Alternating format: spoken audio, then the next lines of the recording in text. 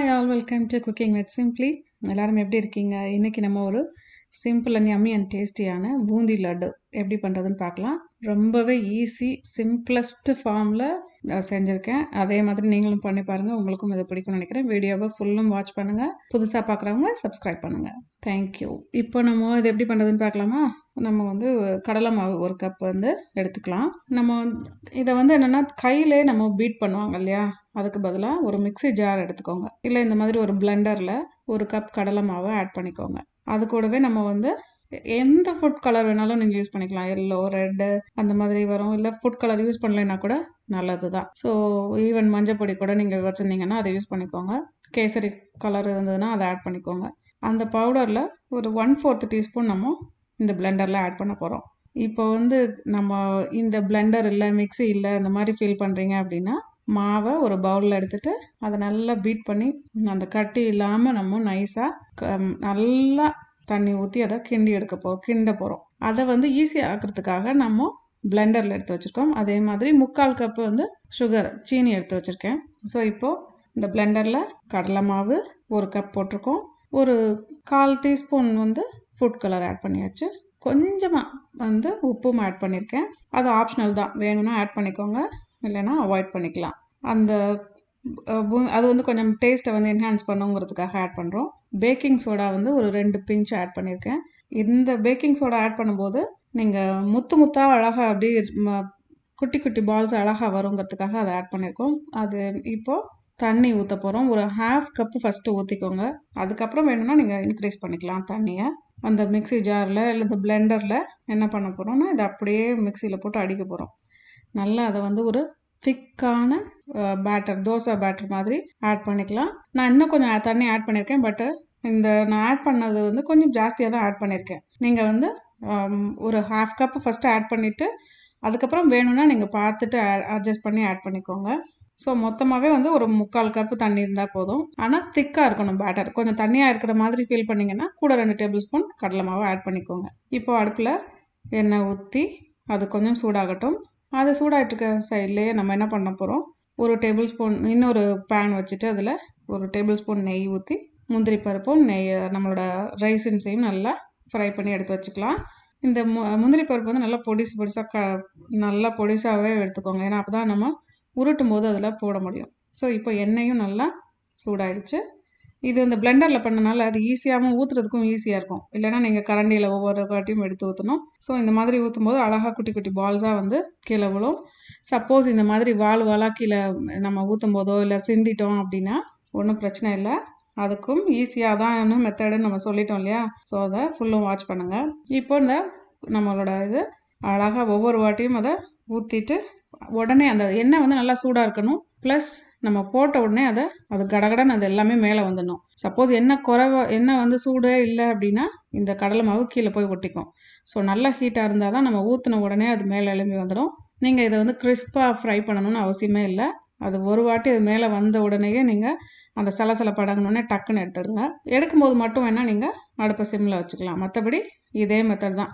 Suppose பால்ஸாக வரல, குட்டி குட்டியாக ரவுண்டாக விழுகலை அப்படின்னு ஃபீல் பண்ணுறீங்க அப்படின்னா ஒன்றும் பிரச்சனையே இல்லை. ஏன்னா நம்ம இதை மிக்சியில் போட்டு கிரைண்ட் பண்ண தான் போகிறோம். ஸோ அதனால் அந்த பயமும் இல்லை. நம்ம பேக்கிங் சோடா போட்டனால அது கொஞ்சம் முத்தாக தான் விழும். பேக்கிங் சோடா ஆப்ஷனல் தான், வேணும்னா யூஸ் பண்ணிக்கோங்க, வேண்டானா அதையும் விட்டுடலாம், ஒன்றும் பிரச்சனை இல்லை. ஸோ இந்த மாதிரி செப்பரேட் பண்ணி எடுத்து வச்சுக்கோங்க. அந்த வாளாக விழுந்ததெல்லாம் தனியாக எடுத்துட்டு அதை நீங்கள் மிக்சியில் போட்டு ஒரு பொடி பண்ணி மாதிரி அதை கோர்ஸாக பொடி பண்ணி எடுத்து வச்சுக்கோங்க. இப்போ அடுப்பை பற்ற வச்சு ஒரு 3/4 கப்பு சுகர் எடுத்து வச்சிருந்தோம் இல்லையா, அதுக்கு 1 கப் தண்ணி எடுத்திருக்கேன். அந்த தண்ணியை ஆட் பண்ண போகிறோம். இது கொஞ்சம் மெல்ட் ஆகட்டும். நீங்கள் ஃபஸ்ட்டே நம்ம ஃப்ரை பண்ணி எடுத்து வச்ச அந்த பூந்தி இருக்கு இல்லையா, அந்த பூந்தியை நல்லா ரவுண்டாக இருக்கிற பூந்தியை தனியாகவும், கொஞ்சம் வால் மாதிரி நீட்டினது இல்லை மொத்தமாக கீழே நம்ம சிந்தி ஏதாவது விழுந்துடுச்சு அப்படின்னா அது எல்லாத்தையும் என்ன பண்ணுங்க, எடுத்து மிக்சியில் பொடி பண்ணி ரெடி பண்ணி வச்சுக்கோங்க. இப்போ அது மெல்ட் ஆகும்போதே நம்ம என்ன பண்ணுறோன்னா கொஞ்சமாக ஏலக்காய் தூள் ஆட் பண்ணியிருக்கோம். திரும்பவும் இதுலேயும் ஃபுட் கலர் ஆட் பண்ணியிருக்கோம். உங்களுக்கு வேணாம் அப்படின்னா நீங்கள் அவாய்ட் பண்ணிடலாம். மஞ்சள் பொடி போடுறவங்க மஞ்சள் பொடி ஆட் பண்ணிக்கோங்க. ஸோ இந்த நல்லா அது வந்து தளத்தளன்னு கொதிக்குது. இதில் சிலர் 1 ஸ்ட்ரிங் கன்சிஸ்டன்சி வச்சு எடுப்பாங்க. அதுதான் யூஸ்வலாக பண்ணுற மெத்தடு. இன்னும் சிலர் ஹாஃப் ஸ்ட்ரிங் கன்சிஸ்டன்சி, அதாவது ஒரு கம்பி பதம், அரை கம்பி பதம், இந்த மாதிரி வேரியேஷன்ஸில் தான் நம்ம இந்த லட்டுவா ஜென்ரலாக பண்ணுவாங்க. இப்போது நான் பண்ணுறதுல ஒரு கம்பி பதம்ங்கிறதுக்கே வேலை இல்லை. ஜஸ்ட் இதை நல்லா தளத்தலன்னு கொதிக்கும் போது நீங்கள் பார்த்தீங்க அப்படின்னா அது கொஞ்சம் கெட்டியாக அந்த பதம் வரும். வரப்போகிற மாதிரி ஸ்டேஜ் இருக்கும் இல்லையா, அந்த ஸ்டேஜ் வர வரைக்கும் வந்தால் போதும். ஸோ அது கொஞ்சம் திக்காக ஆனதுக்கப்புறமா நம்ம போட்ட இதெல்லாம் சுகர் எல்லாம் கரைஞ்சி திக்காகிற மாதிரி ஆகிறப்போ நம்ம அரைச்சி வச்சிருந்தோம் இல்லையா, அந்த குறப்பாக அரைச்சி வச்சிருந்த அந்த வாழை இருந்த பூந்தியை அதில் போட்டு நல்லா மிக்ஸ் பண்ணிவிடுங்க. அந்த சுகர் சிரப்பை இப்போ அடுப்பை குறைச்சி வச்சுட்டு நம்ம அதை மிக்ஸ் பண்ணிக்கலாம் ஃபஸ்ட்டு. ஸோ அதுக்கப்புறம் மிச்சம் இருக்கிற பூந்தியை அதில் போட்டுடுங்க. நல்லா பாலாக இருக்கிற குட்டி குட்டி பால்ஸாக இருக்கிறது எல்லாத்தையும் சேர்த்து போட்டு இப்போ நம்ம மிக்ஸ் பண்ணிடலாம். இது எல்லாத்தையும் நல்லா மிக்ஸ் பண்ணும்போது அந்த சுகர் சிரப் எல்லாமே அதில் அப்சார்ப் ஆகிற அளவுக்கு நம்ம அதை மிக்ஸ் பண்ணணும். ஸோ அதனால் அடுப்பை குறைவான தீயிலே வச்சு அதை மிக்ஸ் பண்ணிக்கோங்க. அங்கங்கே பெருசாக இருக்கிற மாதிரி பீசஸாக இருக்குது அப்படின்னா அதை உடச்சி விட்ருங்க. மற்றபடி இது ரொம்பவே ஈஸி அண்ட் சிம்பிள், எல்லாருக்குமே பிடிக்கும்.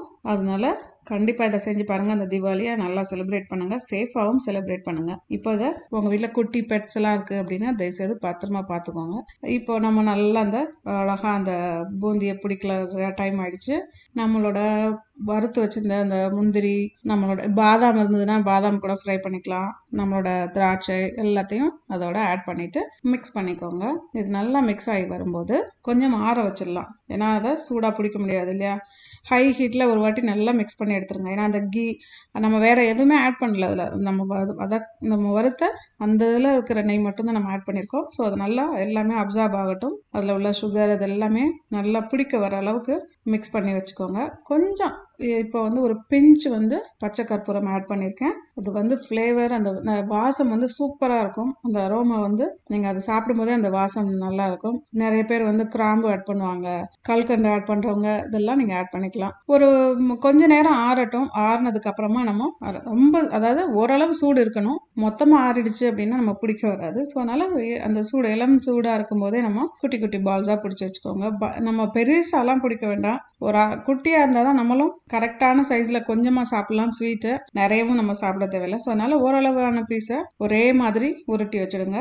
இது நான் ஒரு 2 பேட்சாக தான் பண்ணேன். ஏன்னா இப்போ சப்போஸ் நீங்கள் ஃபஸ்ட் டைம் பண்ண போகிறீங்க அப்படின்னா மொத்தமாக பண்ணிடாதீங்க. 2 டம்ளர் 4 டம்ளர் போட்டு பழக்கம் இருக்கிறவங்களுக்கு அதெல்லாம் செய்வாங்க. பட் புதுசாக பண்ணுறவங்க, இல்லைன்னா நமக்கு வேறு இதுதான் நம்ம மெயினாக பண்ண போகிறோம் அப்படின்னா தனித்தனி பேட்சாகவே பண்ணுங்கள். ஸோ அது ஈஸியாகவும் இருக்கும். வேலை கொஞ்சம் அதிகம் தான், ஏன்னா 2 தடவை பண்ணணும் ஒரே இதை. பட் நமக்கு எல்லாமே பர்ஃபெக்டாக கரெக்டாக இந்த மெஷர்மெண்ட்டில் ஃபாலோ பண்ணிங்கன்னா ஒரு கப்லேயே அழகாக நம்ம ஒரு சூப்பராக பண்ணிடலாம். அதே மாதிரி செகண்ட் பேட்சை ரெடி பண்ணிவிட்டு நீங்கள் பண்ணுறதுக்கும் ஈஸியாக இருக்கும். ஸோ இதுதான் நம்மளோட யம்மி அண்ட் டேஸ்டியான பூந்தி லட்டு ரெடி ஆயிடுச்சு. தீபாவளிக்கு கண்டிப்பாக செஞ்சு பாருங்கள். அங்கங்கே முத்தாகவும் தெரியுது, கொஞ்சம் மறைச்சதும் இருக்குது. இப்படி தான் இப்போலாம் கடையில் கிடைக்குது. ஸோ நீங்கள் கண்டிப்பாக இதை சாப்பிட்டு பார்த்தீங்கன்னா உங்களுக்கும் தெரியும். அதே மாதிரி இப்போ உடச்சி காமிக்கிறேன், அது உதிரவே இல்லை. ஸோ அப்படியே தான் இருக்குது. அதனால இதே மாதிரி நீங்களும் செஞ்சு பார்த்து உங்களோட தீபாவளியை என்ஜாய் பண்ணுங்கள். Happy Deepavali. Stay safe. See you. Bye. Thank you.